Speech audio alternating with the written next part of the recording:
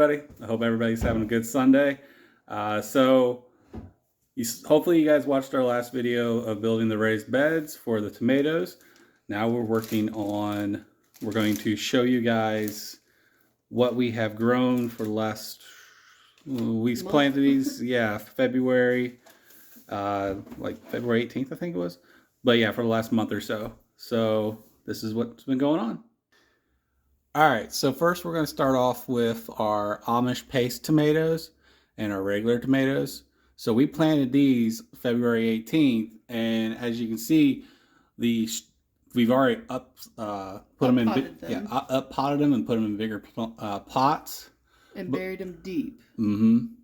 They were about this tall, and so we buried this much of them. So it's only just the top leaf part that we left out because they can grow roots from their stems. So we buried them deep and up potted them, and they're going to get and as they grow a little bit taller, we'll put more dirt in them and trim them off, and they're going to get their first round of fertilizer today. Mm-hmm. And these are our regular tomatoes. We did the same thing too. Yep, and then these are extras just in case.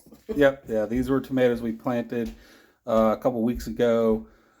Just in case if some of our other ones didn't make it during transplant, or if we decide, hey, we need more tomato plants, so we're going to add a lot more tomato plants. And then our pepper plants. And then here's our peppers. Our pepper plants have definitely grown up.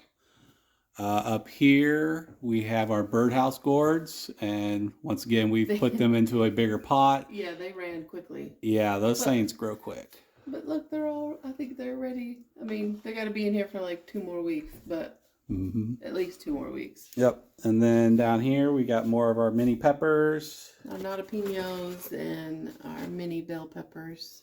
Mm-hmm. And then these we just did last weekend. We've got cantaloupes and watermelons starting. Yep. And then... Sure. Cucumbers. Oh, yep. Oh, yeah. Can't forget the cucumbers. So, yeah, we have our cucumbers. Once again, just recently started. And the baggies actually ended up working great for all of them. We did end up with a heat mat for some things that just like a warmer temperature to germinate, but the baggie system worked great. All right, so up here is our loofahs, and you kind of saw in the intro video just how much they have grown. And with loofahs, you have to be very, very, very patient. It took a long time. Yes, and Nicole's patience definitely got tested. Because I restarted them and put them on a heat mat, and that seemed to make this hasn't germinated at all that I know of. But we have 6 ready to go, and they're getting nice and tall and stretched And then down here we got our basil, which will companion plant with a lot of things because it is a pest deterrent.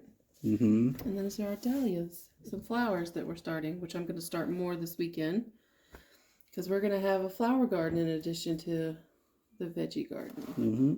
But all right, so now we're going to do the fertilizer. What do you want? All right, so we are now doing the fertilizer. We're using Neptune's Harvest. It is one that is kind of like a liquid fertilizer that comes highly recommended.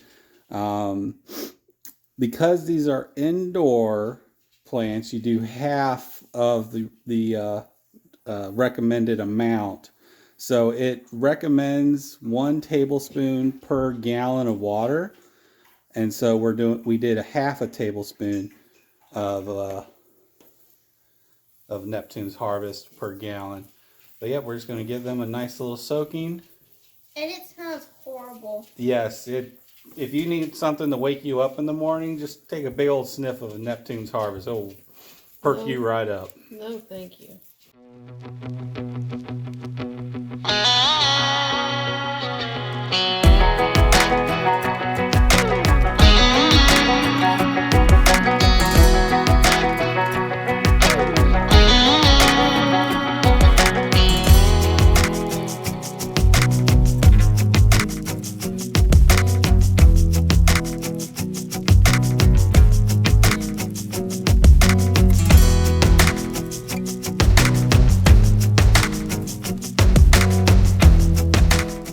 So a survival hack for when you're stranded and you only have an amount of this water in this container. It has to look like this.